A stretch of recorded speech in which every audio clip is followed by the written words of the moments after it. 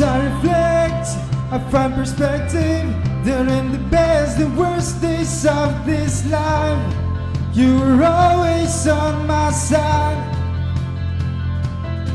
Hey, you're in the pain, you're in the promise, and on the days the furnace finds my fate, you're the fire within the flames. I don't need to know what the future says, 'cause if the past can talk, it will tell me this: my God isn't finished yet. He did it before, He can do it again. So I'll trust Him with what comes next. For the God I know is known for faithfulness. In my hindsight says I can trust Him with what's next. For the God I know is known for faithfulness. Come on. There's more ahead than what's behind me. Goes through the highs and lows and in between. God, you go ahead of me. Where you go me, I will follow. If the waterfalls beneath my feet, then you pull me from the deep.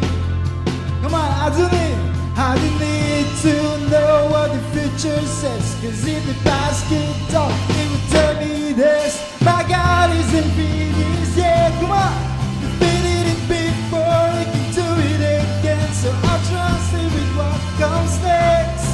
For the God I know is known for faithfulness. Yeah, my hindsight says I can trust Him with what's next. For the God I know is known for faithfulness. Whoa, whoa, whoa.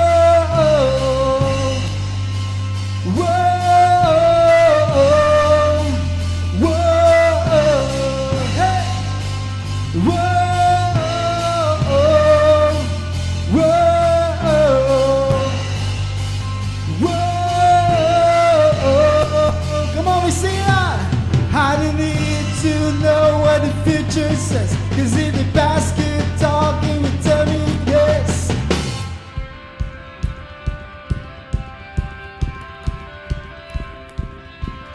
my God isn't finished yet.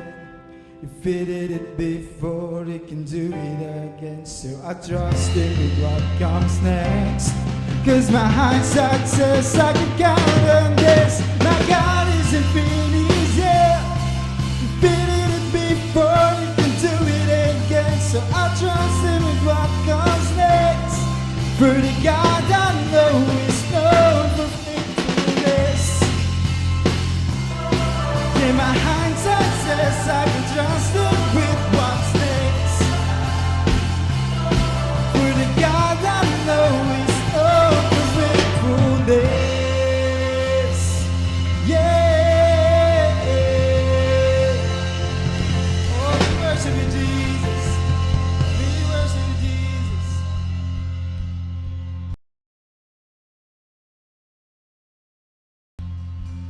Worship you, Jesus.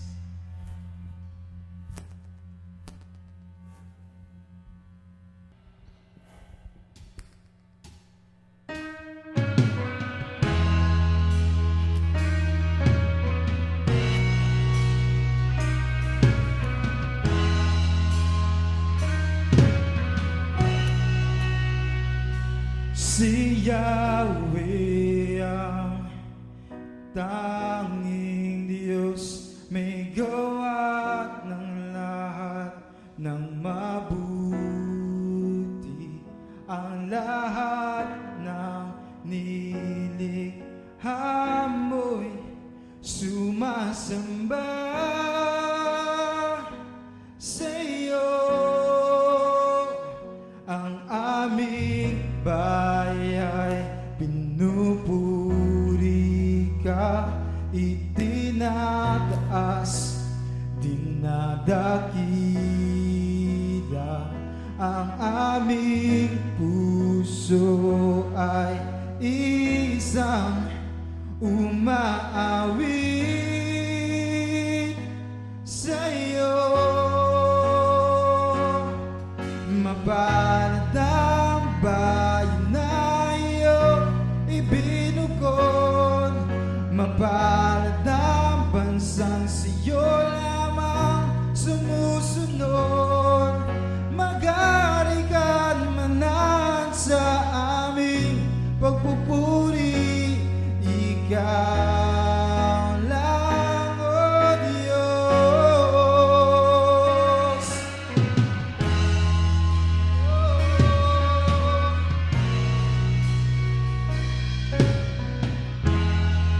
Come on, sige po, sabay-sabay natin awitan ang ating Diyos sa hapong ito. Si Yahweh ang tanging Diyos, may gawa ng lahat ng mabuti. Ang lahat ng nilihamoy sumasamba sa iyo. Ang aming bayan pinupuri ka, itinataas, dinadakila. Ang aming puso ay isang umaawit sa iyo. Mapalad, mapalad ang bayan na iyong ibinukod, mapalad ang bansang sa'yo lamang sumusunod. Mag-ari ka't manan sa aming pagpupuri, ikaw lang, O Diyos. Mapalad, mapalad ang bayan na iyong ibinukod, mapalad ang bansang sa'yo lamang sumusunod. Mag-ari ka't manan sa aming pagpupuri, ikaw lang, O Diyos. Hey, oh, we worship you, Jesus. Pinupuri ka namin, O Diyos.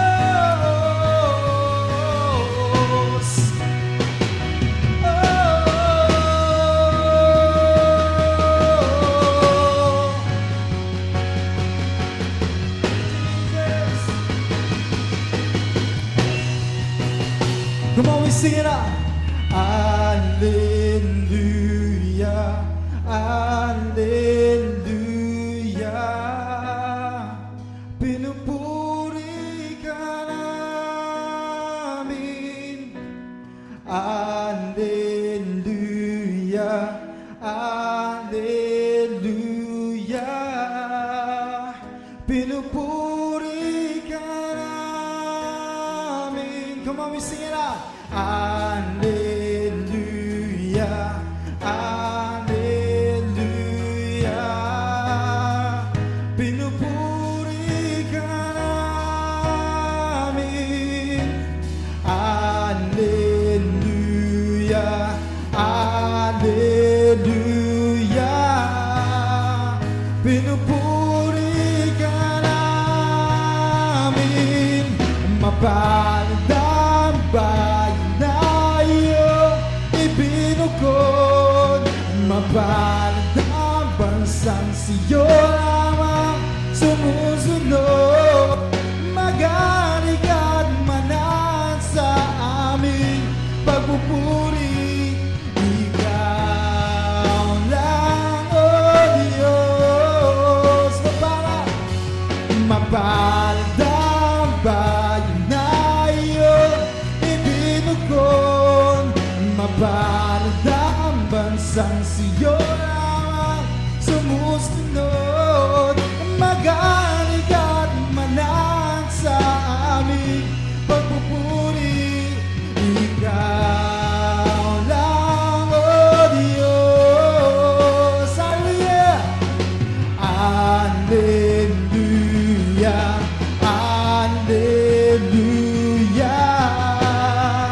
pinupuri ka namin.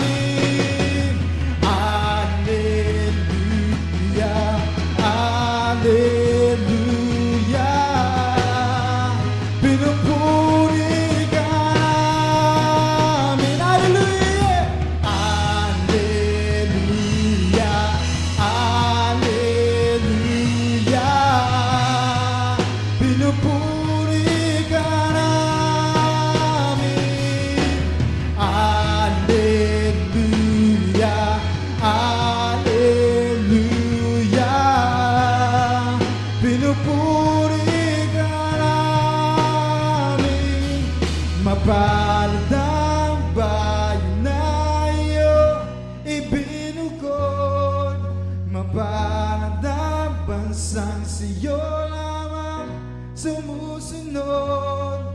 Magaling at manan sa aming pagpupuri, ikaw lang, oh Diyos. Ikaw lang, oh Diyos.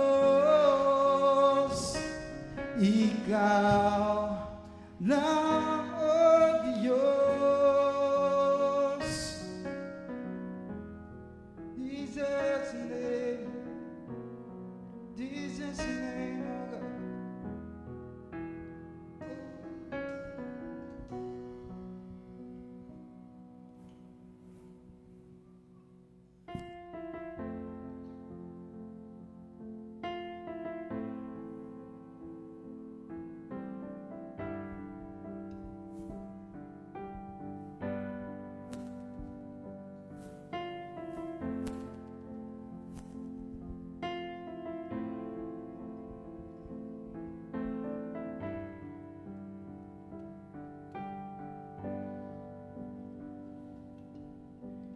Hide me now under your wings. Cover me with your mighty hands. When the oceans rise and thunders roll, now we're so with you above the storms. Father, you are king over the flood, and I will be still, know you are God.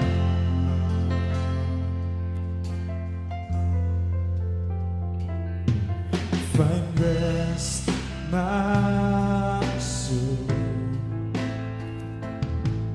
in Christ alone.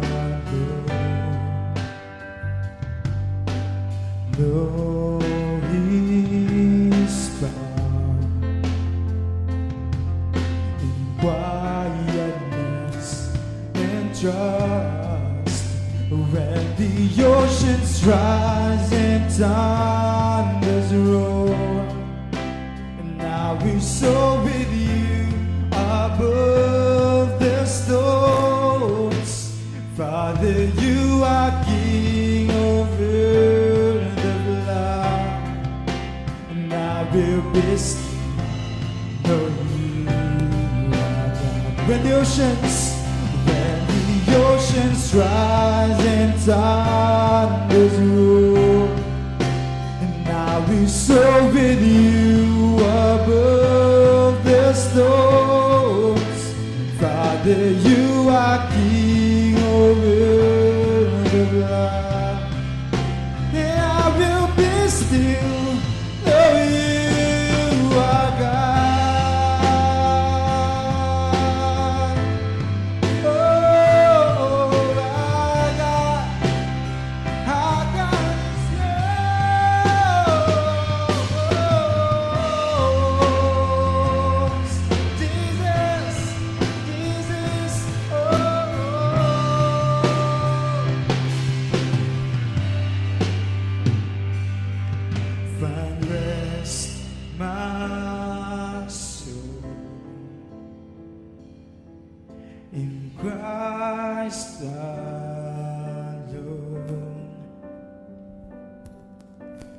know His power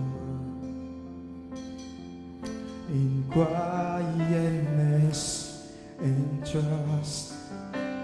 When the oceans rise and thunders roar, I will soar, and I will soar with you above the storms. Come on, Father, you are King over the blind. I'll be still, and I will be still. Know you are God. When the oceans rise and thunders roar, and I will soar with you above the storms. Father, you are King over the land, and I will be still. Know you are God, and I will be still. Know you are God, and I will be still. Know you are God. Oh, Jesus, Jesus.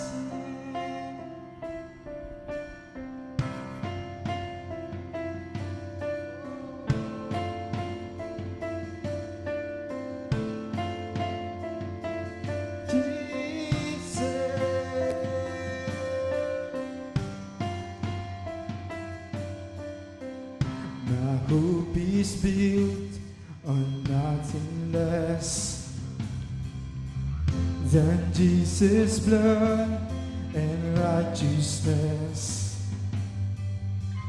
I dare not trust the sweetest frame, but only trust in Jesus' name. When we sing, my hope is built, my hope is built on nothing less than Jesus' blood and righteousness. I dare not trust the sweetest rain, but only trust in Jesus' name. Christ the Lord, cornerstone, weak made strong in the Savior's love. Through the storms, He is Lord, Lord our Lord.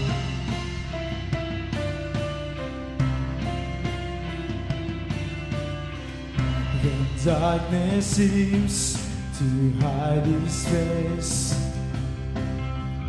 I rest on His unchanging grace. In every high and stormy day, my anchor holds within the veil. My anchor holds within the veil. Oh, Christ the Lord, cornerstone, weak made strong in the Savior's love. Through the storms, He is Lord, Lord our Lord. Yeah, yeah. Christ the Lord, cornerstone, weak made strong in the Savior's love.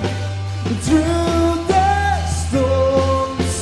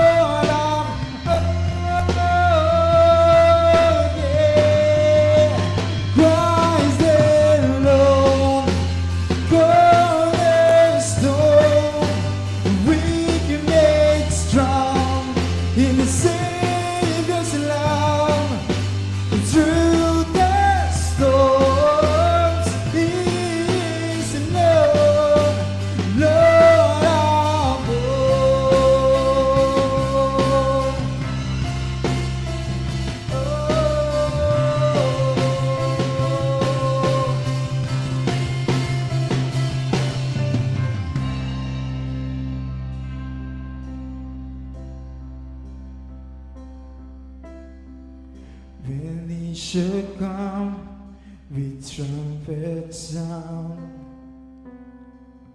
Oh, may I then in him be found, dressed in his righteousness alone, faultless stand before the throne. When he shall come, when he shall come with trumpet sound, oh, may I then in him be found, dressed in his righteousness alone, faultless stand before the throne.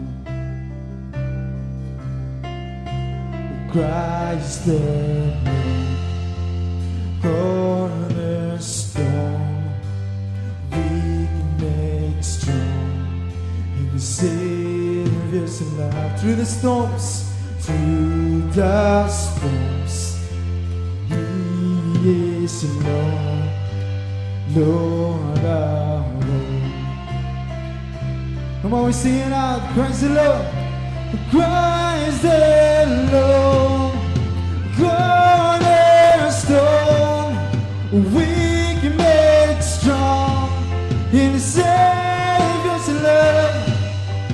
Through the storms, He is Lord, Lord of all.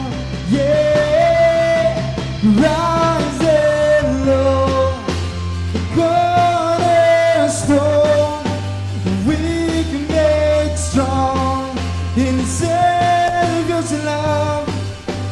Through the storms, He is Lord, Lord of all,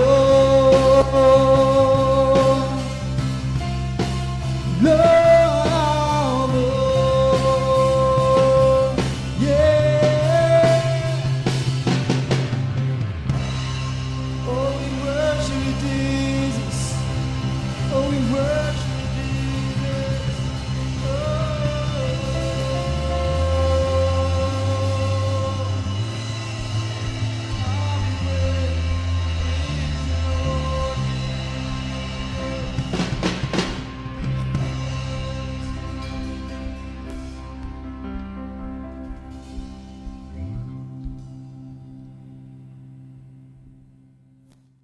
Hi, Magnificent family! I know that God is doing great in your lives. And maybe some of us cannot go to church.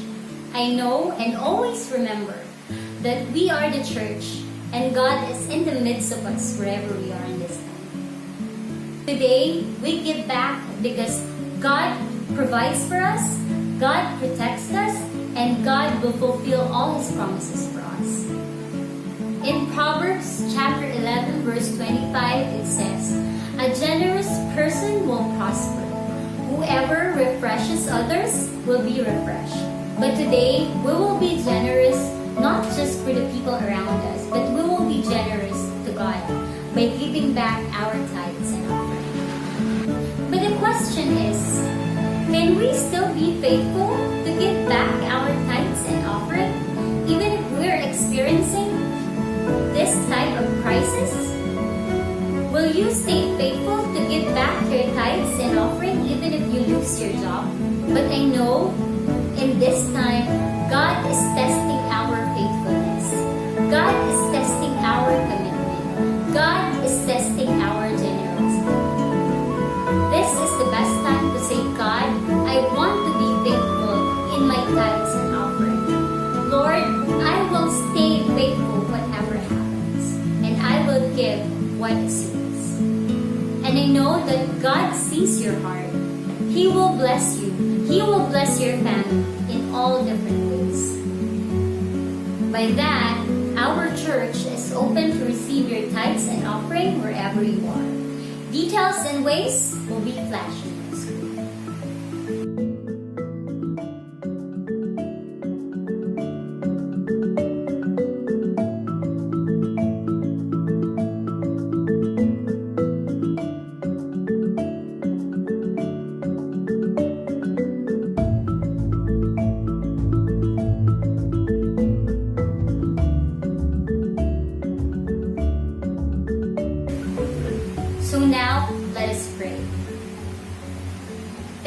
Lord, for this chance to experience you.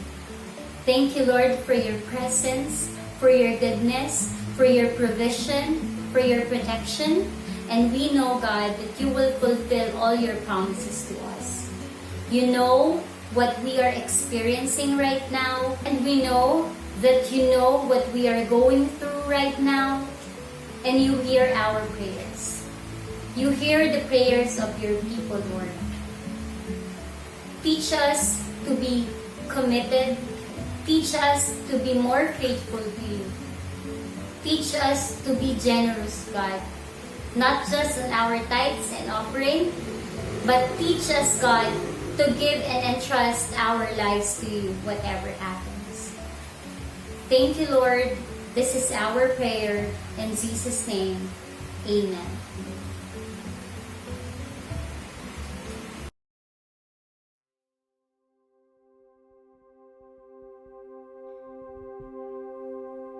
Welcome, Magnificent Church. Welcome once again sa ating pong Magnificent Church Online. Kami po ay patuloy po na nagpapasalamat sa ating pong Panginoon dahil po sinusustain niya po ang lahat ng ating pong needs at patuloy po tayo na ginagabayan, pinapatnubayan sa ating pong mga ginagawa dahil alam po natin na ang Panginoon po ay palagi ang hindi nagbabago kahapon, noon, ngayon at magpakilan-kailan pa man.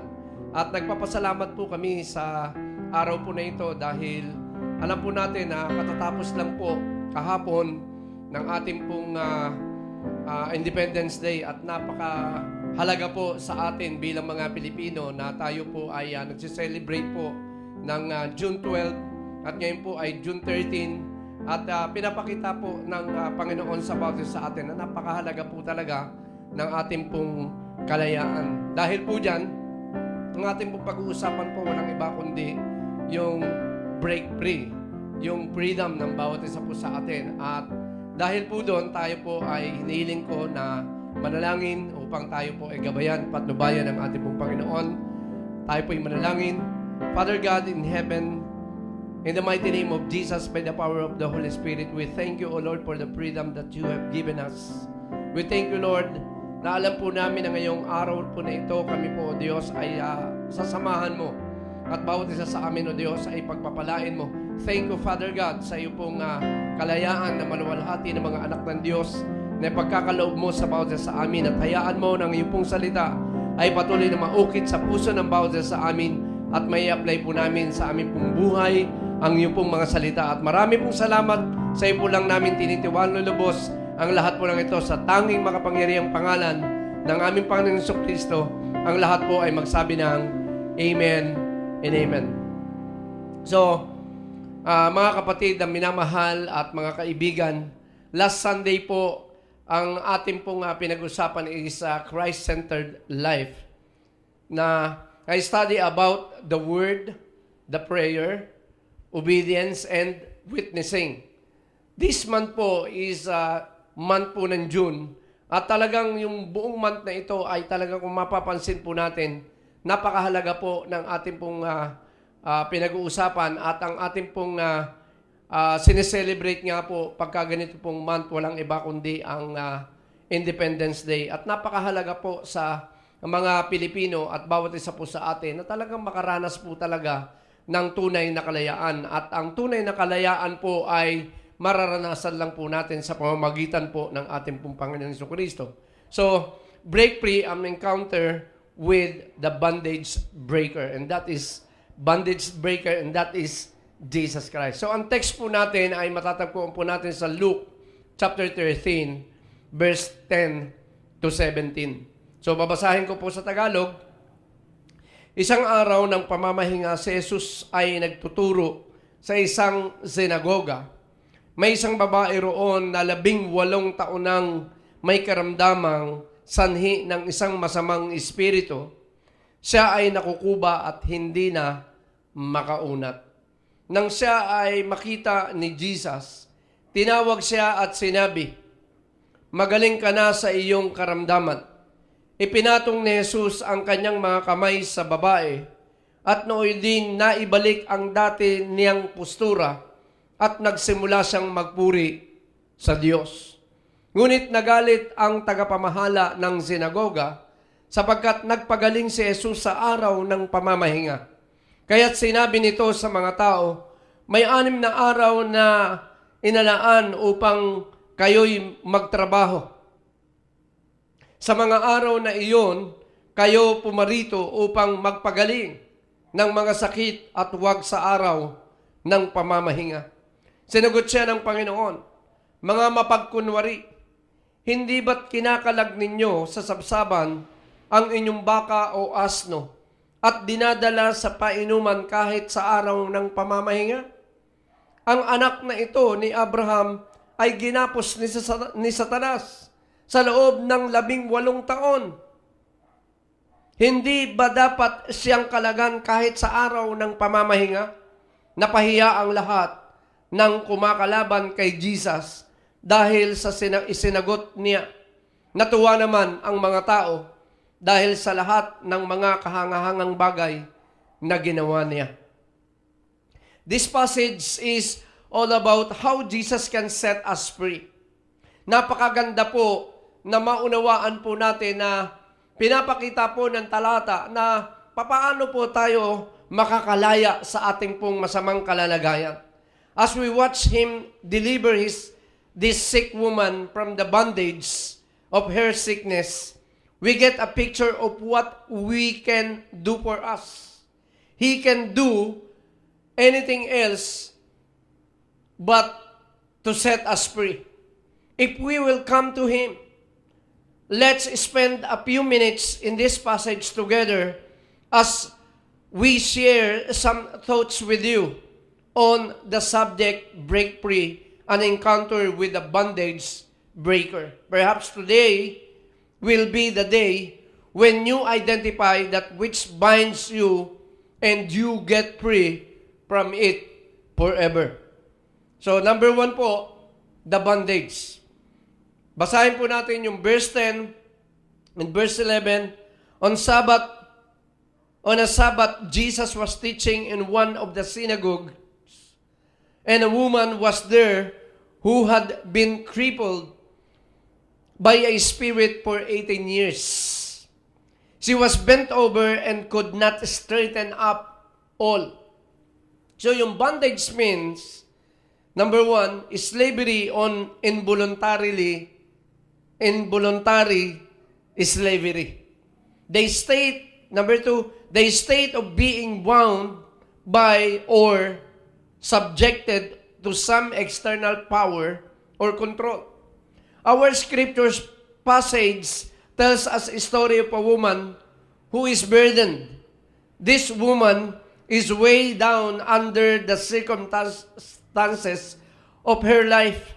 As we explore this scripture, I want you to call to mind your burdens. What weighs you down? What makes you feel defeated? What are those things in your life that sap your strength and vitality and your energy? Some of you feel outcast at work or at school. Some of you look to your future and see nothing but a question mark. Some of you have a dysfunctional friend, a relative who completely drains you. Whatever your burdens are, bring them to mind as we explore our passage together. Let's dig into the text. So makikita po natin na wala po tayong iniwan katulad sa babae pong ito na meron po talagang daladalahin na talagang sa loob po ng 18 years, siya po ay pinahirapan ng Espiritu. At makikita po natin na tayo po sa buhay po natin ay katulad po ng ganito pong karanasan. So, balikan po natin yung talata, Luke chapter 13, verse 10 to 11. Now, he was teaching in one of the synagogues on the Sabbath, and just then there appeared a woman with a spirit that had crippled her for 18 years. She was bent over and was quiet, unable to stand up straight. She was afflicted physically. Luke starts up off with Jesus teaching in the synagogue. Then he present us with a picture of this bent over woman. If you are ever seen a woman with this condition, you know it's got to be painful. You see it most often in elderly women who didn't get enough calcium over the years. This happened to my grandmother. At mapapansin po natin na hindi lang po yung lola ko ang nakaranas ng ganito pong klase na nakukuba po siya. So makikita po natin na talagang she was bent almost like a question mark. And the vertebrae in her spine had fused together so that she was unable to stand up straight. It's a painful condition, and the poor woman in this story endured it for almost 18 years. This was a woman who was in severe physical pain. Her body was bent double at the waist. Surely every day was a struggle for her. She found herself in a physical condition that prevented her from looking up. She could not, by her own power, overcome her condition. Napakahirap po sa isang matanda na katulad po nito na talagang kubang-kuba na nakayuko na halos at talagang araw-araw pinapahirapan po siya ng kanya pong masamang kondisyon. She was attacked spiritually. In verse 16, let us know that this woman was an Israelite and a believer. Yet, she is under attack of the devil.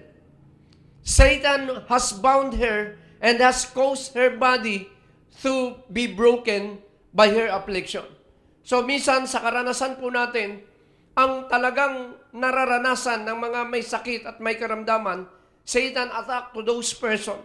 At dito makikita po natin, ang babae pong ito ay anak po ni Abraham. At makikita po natin na siya po ay Israelites. At siya po ay mananampalataya. Kaya nga po nasa synagogue po siya dahil siya po ay sumasamba sa ating Panginoon. Now, notice something else in verse 11.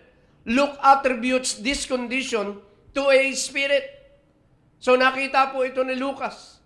So, the King James Version of the Old RSV translate the Greek much more explicitly, calling it a spirit of infirmity. Luke is subtly telling us that this woman had much more than a physical problem. In this case, the pain of her condition was caused by an evil spirit. Could you imagine yung pain po na nararanasan ng babae pong ito, hindi lang po dahil sa meron po siyang problema na hindi po siya nakapag-take ng calcium. So, mapapansin po natin na talagang pinahirapan po siya ng spirit of infirmity. So, dahil po dito, please note that this is not demon possession. Like we saw with the Gerasene demoniac. Rather, this is more like torment that Job endured when Satan afflicted his body. So, ito po ay katulad po ng pag-atake po ni Satan kay Job, na kung saan ay talagang pinayagan po ng Diyos na, o sige, testingin mo yung pananampalataya ni Job. Pero po si Job ay talagang hindi po umalis sa ating pong Panginoon. Minsan po, o take note po, tingnan po natin yung ating pong sarili, na tayo po ay tinetest lang po ng ating pong Panginoon sa mga spiritual affirmities na ating pong nararanasan sa ating pong buhay, minsan sa physical attack na nararanasan po natin. Note, even saved people can be attacked by the devil. Now, we need to understand that no saint of God can be demon possessed. Now, wala pong mananampalataya o wala pong nagtitiwala sa ating pong Panginoon na kayang atakihin ni Satan ng demon possessed. Pwede tayong magkasakit pero hindi po tayo kayang atakihin para tayo po ay ipossess ng demonyo. Jesus did not cast out any demons here. He merely spoke to her condition. She was not demon possessed. She was demon oppressed. She was affected socially. Affected ng ano? No doubt, because of her condition, this woman was considered be a prick. She was an oddity to be loved at the imitated by children. She was an outcast and was probably unwanted, unloved and uncared for. She was the kind of person you would avoid in the streets. She was a social pariah. So makikita po natin na pwede po siyang kinukutsa ng mga kabataan, pwede po maging ng mga bata na iniiwasan din po sa kanya pong katayuan, sa kanya pong kalagayan. So meron pong tinatawag na she was affected socially, na lumalayo ang kanyang kaibigan dahil sa kanya pong kondisyon. So, dito po alalahanin po natin na she know the pain of rejection. Nararamdaman po niya yung damdamin po na talagang ina-outcast po siya o nire-reject po siya ng mga tao. Some of you are afflicted in the manner this time. Beware that you do not allow your rejection to become bitterness. Huwag po nating payagan na yung rejection po ay magkaroon po ng bitterness sa bawat isa po sa atin. Before we move on this passage, I want to point out something about this woman. To me, she is one of the most powerful pictures of faith and faithfulness in the New Testament. Why? She has been this condition for 18 years. If she had been to the synagogue every Sabbath for those 18 years, she has attended some 1,000 meetings. She has been sick for 18 years. She has not been healed. Still, she believes in God. So kung makikita po natin yung sitwasyon ng babae pong ito, meron po tayo na mga mananampalataya na talagang bumibitaw sa ating pong Panginoon sa kanila pong kondisyon, sa buhay na kanila pong nararanasan. Pero yung babae pong ito, talagang sinabi po dito na 18 years na siya po ay patuloy na dumadalo sa mga gawain ng ating pong Panginoon. At hindi po siya tumigil at nagpapatuloy po siya despite na meron siyang masamang kondisyon. She prays, but even when it seems like God isn't going to answer, she remains faithful.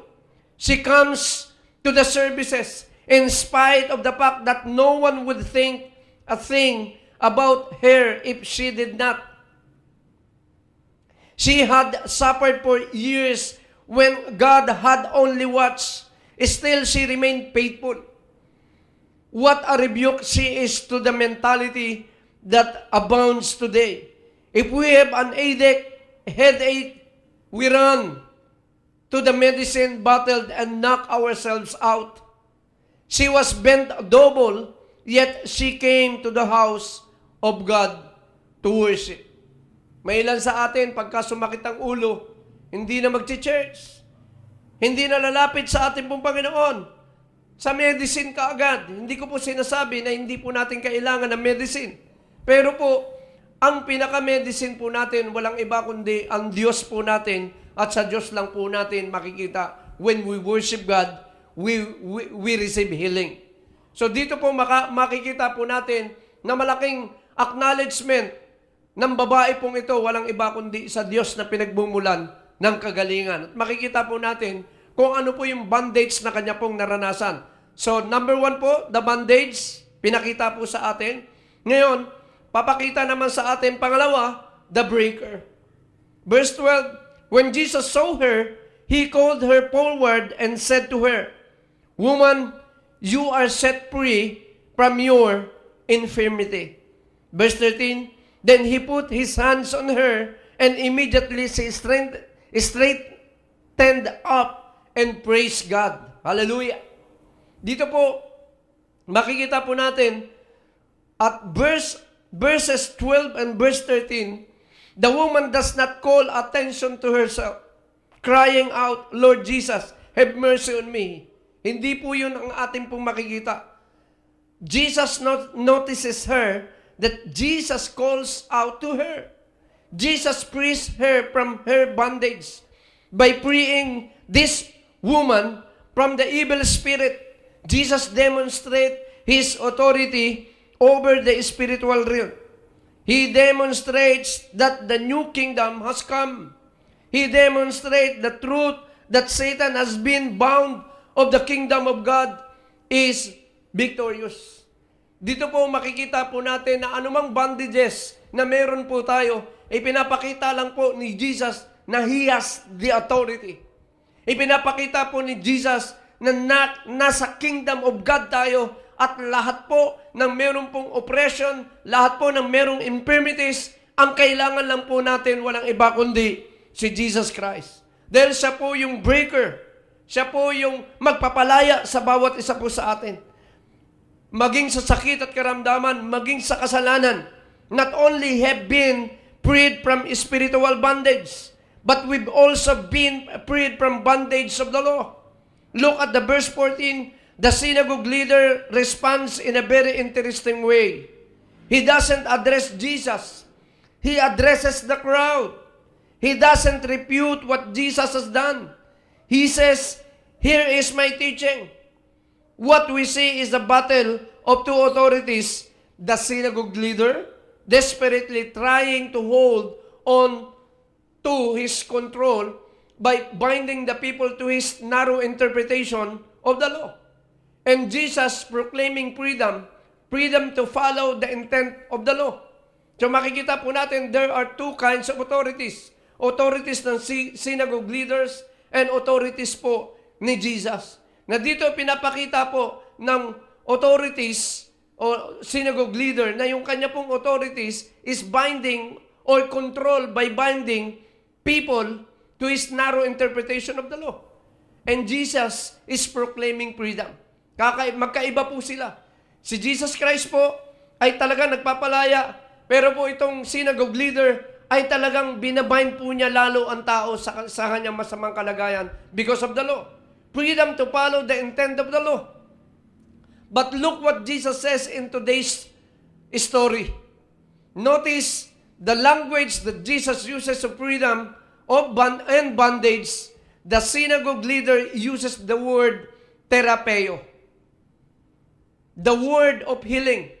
Verse 14, indignant because Jesus had healed on the Sabbath.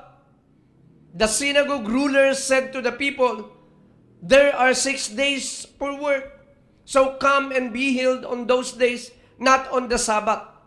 So Jesus, however, keeps coming back to the words luo and apoluo.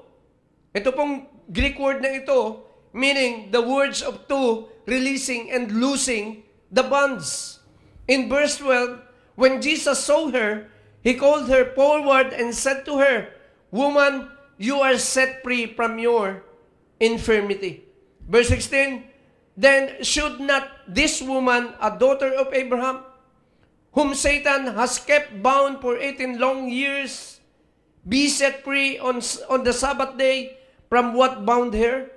I believe that Jesus is making the point that something greater than healing is going on here. Yes, there is healing. But there is also something more than healing. The synagogue leader talks about the finer points of the law, while Jesus talks about freedom from bondage. Jesus came to free us from the bondage of law and tradition. Ang synagogue leader po ay ang pinapakita niya walang iba kundi yung healing. Na pwedeng magkaroon ng healing from Monday to Saturday. Huwag daw ng araw po ng Sabat. But Jesus is telling us na let us free from the bondage of the law and tradition. Yung mga ganong klaseng tradition po ay talaga namang binibreak ng ating pong Panginoon at pinapakita na tayo po ay pwede pong lumaya sa mismong araw ng Sabat. This day is very important na napakahalaga na tayo po ay makalaya, lalo na po sa oras at sa araw po na ito. This woman wasn't only one who came to synagogue to worship. Jesus Christ was in attendance that day and He came to worship as well. The Bible says in verse 12, He saw her. Jesus went to the house of God to worship. He knew the genuine worship involved more than merely sitting in one's place. Worship was more than an experience of the head. It was an experience of the heart that found reaction in His hands. You see, too many come to church, sit in the pew, shift their brain into neutral and glide through the service, neither moving or being moved by what they experience. Genuine worship occurs when our belief moves from our head down to our hearts and then out through our hands. Time spent in the church that doesn't move your heart and motivate your hands and not worship. It is just time is spent in the church. Napaka-importante po na makita po natin. It's about time to worship God. Na ang pag-worship po natin sa ating pong Panginoon, it is not worshiping by our brains, by acting in our laws na ating pong mga nalalaman. It is merely important that our knowledge is come in our hearts to worship God. Napakahalaga po na ito pong ginagawa at pinakita ng ating pong Panginoon na nagmo-motivate po ang ating pong pagsamba sa ating pong Panginoon na napakahalagan nagmumula sa ating pong mga puso para po meron pong mga taong makalaya. At ang Diyos po ay nagbibigay po ng kalayaan sa bawat isa po sa atin. Jesus gave her a great word. When Jesus saw her, He called her to come to Him. So yung great word ng ating pong Panginoon, parang sinasabi ngayon ng ating pong Panginoon sa bawat isa sa atin. Gusto mong lumaya? Let us come to Jesus. Pumunta kayo sa akin, sabi ng ating pong Panginoon. He called her woman. What a word of compassion. Here was a woman whose beauty had long since faded. People did not see her as a woman, but as a prick. So napakaganda po ng word na ginamit. Hindi po yung mga tao po ang tingin po sa kanya prick. Dahil question mark nga po pala yung kanya pong hitsura. Pero po ang Panginoong Jesucristo, tinawag po siya na woman. So meron pong compassion na mula po sa kanya pong puso. Na talagang itong tao po na ito ay palalayain. Pero po yung mga tao, tinatawag po siya na prick. An object of mockery, pity, and probably disgust. Yet Jesus saw her as a woman. Others may not have recognized her significance, but Jesus did. He loved her like she was. Take note po, no one around you might recognize your value. May mga tao po na hindi po nila nare-recognize ang iyong kahalagahan. But from now on, Jesus recognize your value. Ang Panginoong Jesucristo po ay pinapahalagahan ka. Ang Panginoong Jesucristo pinapahalagahan ang bawat isa sa atin. At alam ng Panginoon ang iyong kahalagahan. So napakahalaga po at napaka-special po tayo sa harapan ng ating pong Panginoon. He doesn't see you for a problems you bear. He doesn't see you on the light of your past, your troubles, or your scars. He sees you for what you become through His matchless grace. Tinitingnan ka ng ating pong Panginoon upang ikaw ay makatanggap ng Kanya pong mercy, upang ikaw ay makatanggap ng Kanya pong pagpapalat biyaya. Nais ng ating pong Panginoon na gawin niya na talagang ikaw ay mapagpala niya sa araw na ito. At sa bawat oras at bawat araw na ikaw ay lumalapit sa ating pong Panginoon. He sees you as significant, special, and honorable in His sight. Ang Panginoon lang po ang kaya pong tumingin sa bawat isa po sa atin ng ganyang klaseng paningin. So kung mapapansin po natin yung word na break free, gusto ng Panginoon na makaranas ka ng break free sa buhay mo. Gusto ng Panginoon na makaranas ka ng freedom sa buhay mo. Number one, yung meaning po nito, to pour something, to detach, pour something, to get something out of hold of something else. Number two, to get out of traditional monotonous way of doing something. Inaalis tayo ng Panginoon doon sa ating pong mga nakasanayang batas. inaalis tayo ng ating pong Panginoon doon sa nakasanayan po natin na mga bagay-bagay na hindi naman po nakakatulong sa ating pong buhay espiritual. Inaalis tayo ng Panginoon doon sa tradisyon natin na naranasan po natin sa ating pong mga buhay. In Luke chapter 13 verse 12 says, in the King James Version, babasahin ko po, and when Jesus saw her, he called her to him and said unto her, Woman, thou art loose from thine infirmity. What a kind of word. Woman, thou art loose from thine infirmity. Jesus spoke the words that must have delightful her soul. You are loose from your infirmity. When she had tried and failed to do, Jesus did a word. What she or anyone never could have accomplished, Jesus did with a word. Sinasabi ko po sa inyo, si Jesus lang po ang pwede pong makapagbigay ng kalayaan sa bawat isa sa atin. Kung gusto po nating makaranas po ng break free sa ating pong mga buhay, Jesus ay nagbibigay po ng word katulad po nito. Thou art loose from thine infirmity. After Jesus spoke, he touched her and immediately she stood straight. No longer was she forced to shuffle about from place to place, never able to look up, see the stars, look at the sky. No longer she was deformed and freakish.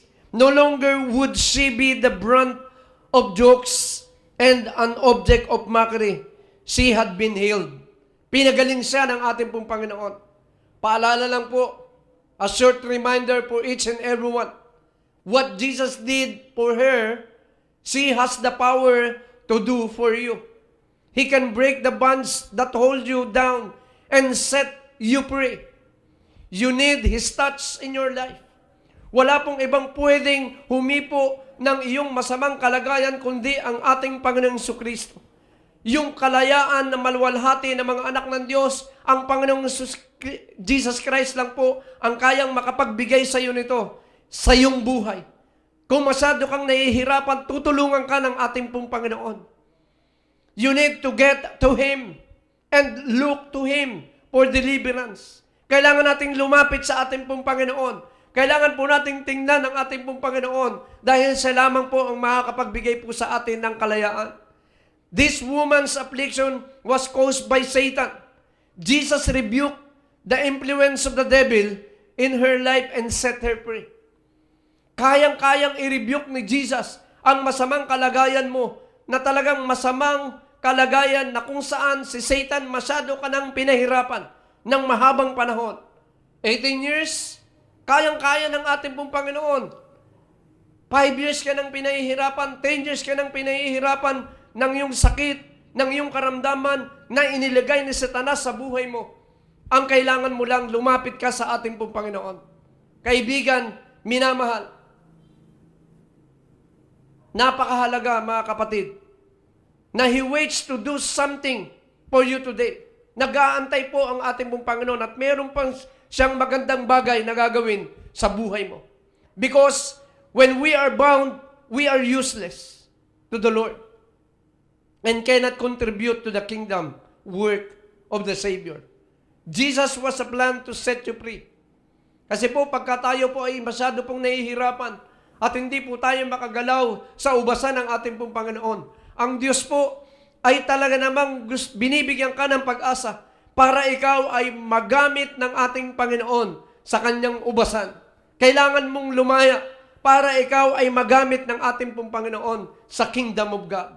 At ang kalayaan mo ay pagpapakita upang makita ng buong mundo na ang nagpagaling sa iyo walang iba kundi ang ating Panginoong Jesucristo. At yung kagalingan na yan, gagamitin ng Panginoon doon sa ibang mga tao para makita nila na ang Diyos po natin ay healer. Ang Diyos po natin ay nagpapagaling. Ang Diyos po natin ay nagbibigay ng kalayaan. At yung kalayaan na ito ay mararanasan po ng bawat isa sa atin habang tayo'y nananampalataya at nagtitiwala sa Panginoon na siya lang ang may kakayanan para magawa ang mga bagay po na yan. So number 1 po, the bondage. Pangalawa po, the breaker. At pangatlo po, the bullies. Verse 14, indignant because Jesus was healed on the Sabbath. The synagogue ruler said to the people, "There are 6 days for work, so come and be healed on those days, not on the Sabbath." Pero ito po yung sagot ng ating pong Panginoon. Sa verse 15, the Lord answered him, "You hypocrites, doesn't each of you on the Sabbath untie his ox or donkey from the stall and lead it out to give it water? Then should not this woman, a daughter of Abraham, whom Satan has kept bound for 18 long years, be set free on the Sabbath day from what bound her?" Jesus addressed the bullies. Ang tinitingnan ng ating pong Panginoon dito, na yung word niya po dito ay sinasabihan niya po yung mga tao pong bumubuli o nambubuli sa bawat isa po sa atin. When this miracle occurred, the people in the synagogue began to rejoice.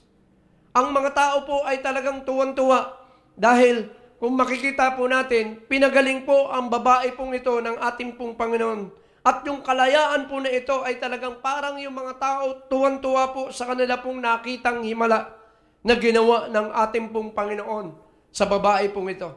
In verse 17, however, the ruler of the synagogue told the people that they could be healed any of the other 6 days of the week. So pinapakita po dito sa verse 17 na pwede namang daw magpagaling ng from Monday, okay, to Saturday. Wag lang daw po ng araw ng Sabbath. He was implying that the Sabbath was more important than the needs of the people.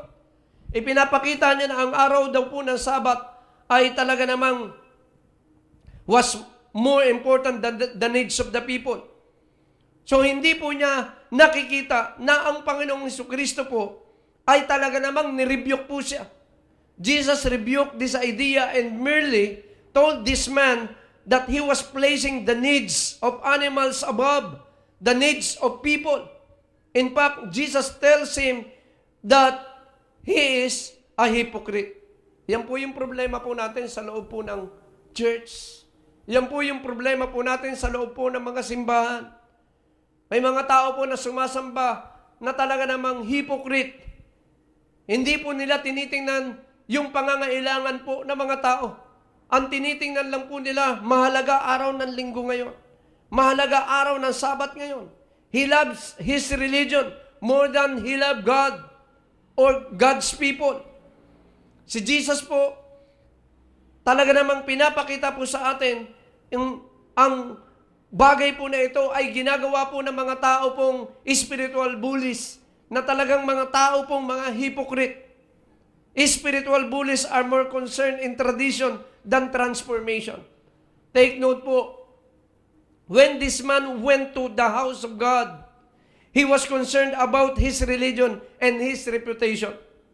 When Jesus went, Jesus saw others and their needs. Tandaan po natin, mayroon pong mga tao po na mga hypocrite, ang tinitingnan lang po nila yung pangangailangan ng kanilang relihiyon. Pero po si Jesus, ang tinitingnan po ni Jesus, ano ba ang iyong pangangailangan? Kaya pagka tayo po'y sumasamba ng totohanan sa ating pong Panginoon, andiyan na ang Panginoong Jesucristo. At tinitingnan ang ating pong kalagayan sa harapan ng ating pong Panginoon. So the ruler of the synagogue was determined to carry out his own religion without being distracted by the needs around him. Jesus, on the other hand, was always looking for how he could help those around him. He was about the Father's business. In John chapter 5, verse 19 to 20, makikita po natin dito na ang Panginoong Jesucristo, kung ano po yung kinuman sa Kanya ng Kanya pong Ama, ito po yung kailangan po niyang gawin at ito po yung kailangan po niyang sundin. So, para po sa ating pong conclusion, makikita po natin sa verse 17, Basahin ko po. When he said this, all his opponents were humiliated, but the people were delighted with all the wonderful things he was doing. Everything I have this time, this afternoon, has been designed to let you know that Jesus cares about you and He has a plan to help you. He wants to set you free in everything that binds you today. So dito makikita po natin sa verse 12, Jesus made the first move. He called her to come to Him. She responded to His call. Come to Him and got to help she needed. Parang sa oras po na ito, ang breaker po ng lahat ng ating mga problema, ng ating pong mga suliranin na matagal na tayong pinahihirapan ng spiritual infirmities sa ating pong buhay. Let us come to Jesus. At anuman ang iyong katayuan, anuman ang iyong kalagayan, kayang-kaya kang palayain ng ating Panginoon. At ang kalayaan ng maluwalhati ay patuloy na kayang ibigay sa iyo ng ating pong Panginoon. Is there something in your life that has you bound? Some past hurt, some secret sin, some guilt over things long ago, some bitterness and unforgiveness that wills itself into your heart.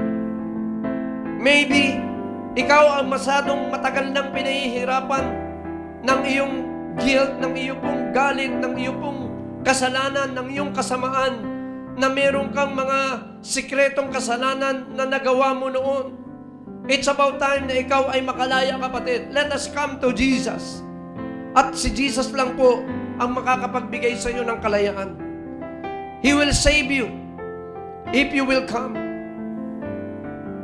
When you will we ever learn that the only way to get out and to get help we need from the Lord is to go about His way. That is when He calls, we come to Him. Ang Panginoon tumatawag ngayon sa bawat isa sa atin. Ang kailangan mo lang lumapit ka sa ating po Panginoon. Tinatawag ka ng Panginoon katulad ng babaeng ito. Nung tinawag ng ating pong Panginoon, woman, you will be healed. Tayo po ay kayang pagalingin ng ating pong Panginoon. At sa oras na ito, kung gusto mong gumaling ka, kung gusto mong makalaya ka sa mga problema, sa mga suliranin, sa mga infirmities, even your sicknesses, disease, and pain, this is the right time. This is about the time na ikaw ay palalayain ng ating pong Panginoon. When you accept Jesus Christ as your personal Lord and Savior. Sabi ng Romans chapter 10 verse 9, if you declare in your heart that Jesus is Lord and Jesus died on the cross, you will be saved. Hindi ka lang makakalaya, ikaw din ay bibigyan ng kaligtasan ng ating pong Panginoon. So let us come to Jesus and accept Jesus as your personal Lord and Savior. Hindi mo kailangan ng kautusan, hindi mo kailangan ng reliyon. Ang kailangan mo si Jesus upang ikaw ay makalaya ng kalayaang maluwalhati na ibinibigay ng ating pong Panginoon. So, accept Jesus as your personal Lord and Savior. At tutulungan kita sa maikling panalangin na ito. Sumunod ka sa panalangin na ito. Let us close our eyes, taas mo ang iyong mga kamay, at sumunod ka sa panalangin ito. Father God in heaven, in the mighty name of Jesus, I come to you right now that I am a sinner. Forgive me, Lord, for what I have sinned. Forgive me, Lord, for all of my sin. Cleanse me, Lord, by the precious blood of Jesus. I open my heart and I accept you, O God. And I accept you, Lord, in the name of Jesus as my personal Lord and Savior. Thank you, Lord, for the salvation. Thank you, Lord, that you died on the cross for me. Thank you, Lord, for the forgiveness of sin. Thank you, Father God, for the salvation. Thank you, Lord, for your eternal life that you have given me. We thank you, Father God. This is I pray in Jesus' mighty name. Amen and amen. Ngayon, kung tinanggap mo ang ating pong Panginoon, congratulations, isa ka ng anak ng Diyos, at ako na lang mananalangin sa iyo para ikaw ay patuloy na makaranas ng biyaya at pagpapala ng ating pong Panginoon. Father God, right now, sino man, Panginoon, sa aking harapan na mga nanonood sa kanila pong tahanan, na ikaw ay patuloy na tinanggap nila. Lord, salamat po. Dahil sa oras po na ito, sila ay anak ng Diyos. At sa oras na ito, sila ay pinalaya mo. Pinalaya mo sila sa anumang uri ng sakit at karamdaman. Sa oras po na ito, we rebuke and I command na sila po, Panginoon, ay 100% na malaya na sa kanila pong mga sakit at karamdaman, kahit sa kanila pong mga secret sin. Ikaw, Panginoon, ang patuloy na nag-alis, O Diyos, ng kabigatan sa kanila pong mga buhay. Mga tao, O Diyos, na nagbibigay sa kanila ng hindi po mga bagay na nakakatulong sa kanila pong buhay. Na sila po, O Diyos, ay minamaliit. Lord, i-bless mo, Panginoon, ang kanila pong buhay, ang kanila pong trabaho. I-bless mo sila, Panginoon, mightily. Give them wisdom, knowledge, and understanding, O God. I-bless mo, Panginoon, ang kanila pong pamilya, ang kanila pong tahanan. Sa pangalan ni Jesus, sa pangalan ni Jesus. Ikaw, O Diyos, ang patuloy na gumabay sa kanila. At simula ngayon, biyaya at pagpapala ang kanila pong mararanasan. In Jesus' mighty name we pray. Amen and amen. Muli, ulitin ko, congratulations. At kung ikaw ay pinagpala ng ating pong Panginoon, kapatid, kaibigan, minamahal, please get in touch with us. Nais namin na ikaw ay patuloy na maipanalangin. No, kung nais mo ng prayer request, kung nais mo ng katanungan, kami ay sasagot sa iyo. Ano man ang question mo, biblically, ikaw ay tutugunin ng Magnificent Church. At sa telephone number na nakalagay po sa ating harapan ay pwede mo kaming i-text o pwede kang mag-message sa amin para ikaw ay amin pong makasama. Maraming pong salamat. At pwede mo rin naman itong i-like at i-share sa iba, sa mga pamilya mo, sa mga kaibigan mo, upang sila naman ay pagpalain ng ating pong Panginoon. Once again, thank you very much at see you next Sunday. God bless. Thank you very much.